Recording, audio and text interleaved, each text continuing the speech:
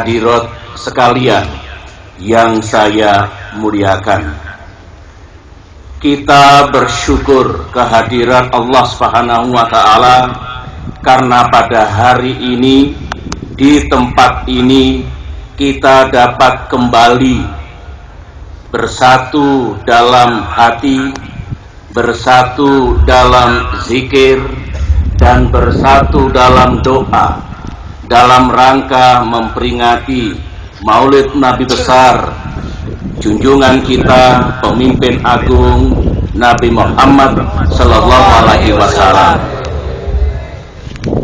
Salawat dan salam marilah sama-sama kita haturkan kepada junjungan kita Nabi Muhammad sallallahu alaihi wasallam beserta keluarga, sahabat, dan para pengikut-pengikut Rasulullah hingga akhir zaman.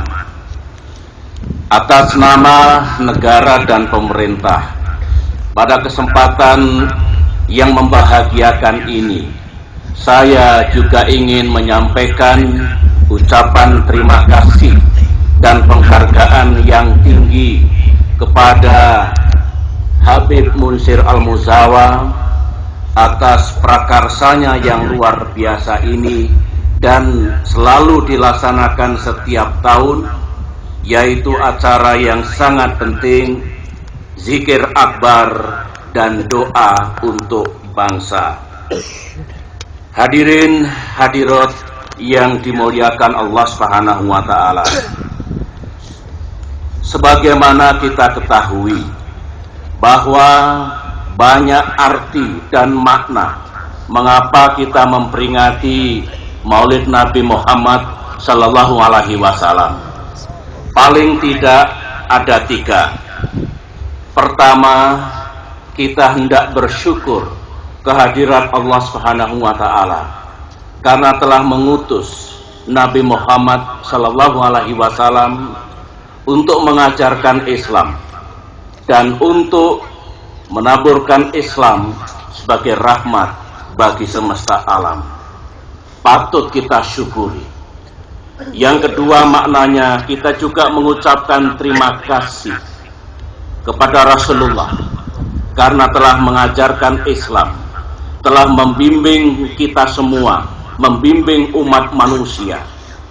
Dan yang tidak kalah pentingnya, Rasulullah telah mengubah jalannya sejarah dari masa kegelapan jahiliyah menuju masa yang diterangi dengan cahaya iman. Sedangkan yang ketiga, mengapa kita selalu memperingati Maulid Nabi Muhammad sallallahu alaihi wasallam? Karena kita semua ingin meneladani, ingin mencontoh dari beliau. Kita ingin mencontoh dan meneladani Rasulullah sebagai pribadi, sebagai Nabi besar, dan sebagai pemimpin yang agung. Apa yang harus kita contoh, hadirin dan hadirat yang saya cintai dan saya muliakan? Sebagaimana yang pernah saya sampaikan, paling tidak ada 5 hal yang umat Islam wajib untuk mencontoh dan meneladani Rasulullah.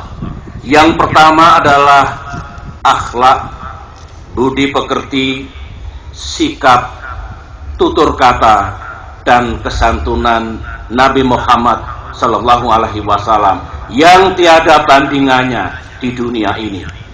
Mari kita contoh. Yang kedua, kita juga harus meneladani dan menyontoh Rasulullah ketika beliau memimpin dan mengelola kemajemukan. Beliau memimpin bangsa yang sangat majemuk.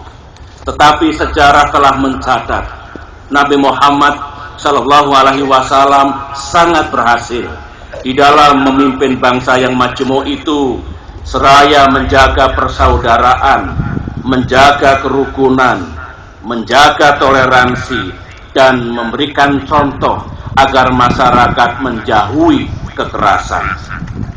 Itu yang kedua, yang perlu kita contoh dan kita jalankan di negeri tercinta ini. Yang ketiga, kita perlu mencontoh Rasulullah karena beliau memberi contoh dan selalu mengajak umatnya untuk bekerja keras dan menuntut ilmu. Beliau mengajak kita untuk terus berikhtiar, tidak boleh menyerah, tidak boleh putus asa, karena hanya dengan kerja keras seraya menuntut ilmu, maka terbuka kesejahteraan yang lebih baik di masa depan. Yang keempat, mari kita teladani bagaimana beliau memimpin hijrah atau sebuah perubahan. Perubahan itu sebagaimana yang dicontohkan oleh Nabi Muhammad SAW harus dilaksanakan secara terus-menerus, bukan proses sekali jadi.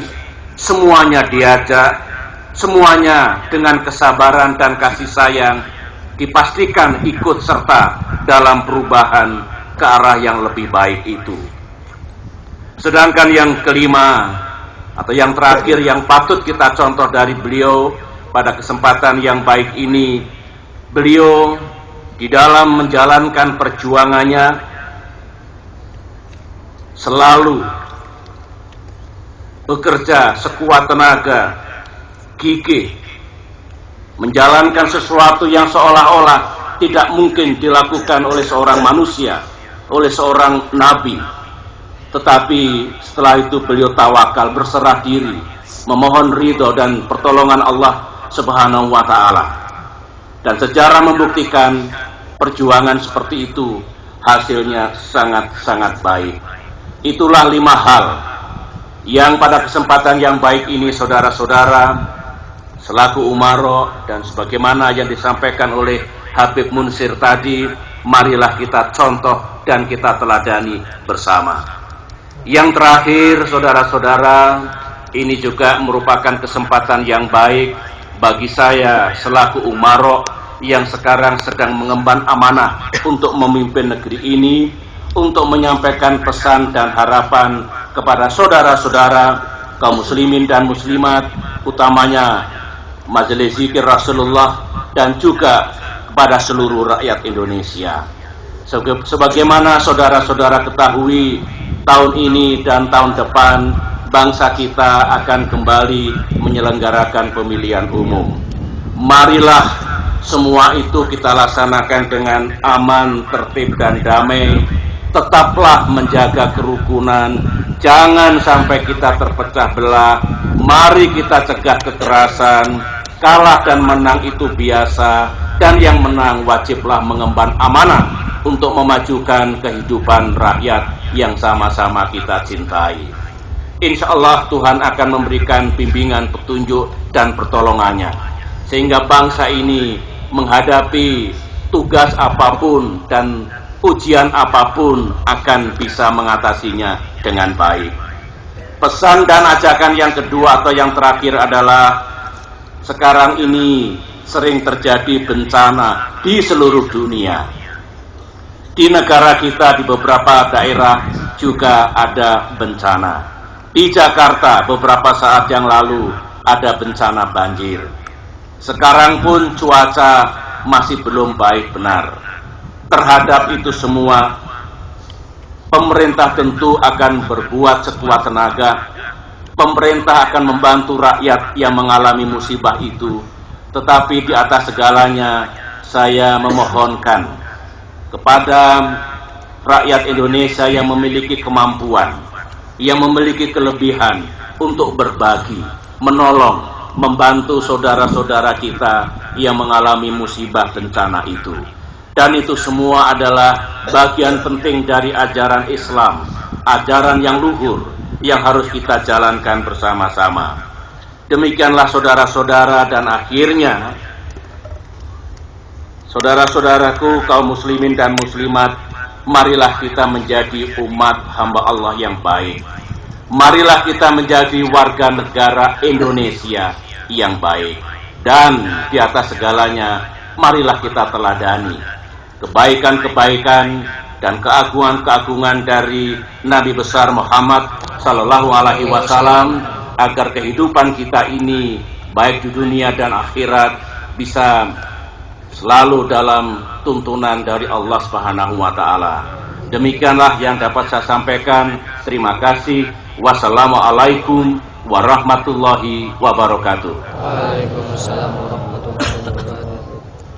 Jazakallah khairul jaza ayahanda kita yang kita cintai, Bapak Presiden Republik Indonesia, Bapak Haji Susilo Bambang Yudhoyono, semoga dalam rahmat dan keberkahan Allah Subhanahu wa taala selalu, dan semoga Allah beri kekuatan dan kemampuan dan ketenangan di dalam melewati tugas beliau, dan juga ucapan terima kasih sebesar-besarnya kepada Dewan Penasehat Majelis Rasulullah Sallallahu Alaihi Wasallam, Bapak Ayahanda kita Bapak Sudi Sidalahi, Menteri Sekretaris Negara, dan Bapak Menteri Agama Bapak Surya Darmali sebagai Dewan Penasehat Majelis Rasulullah.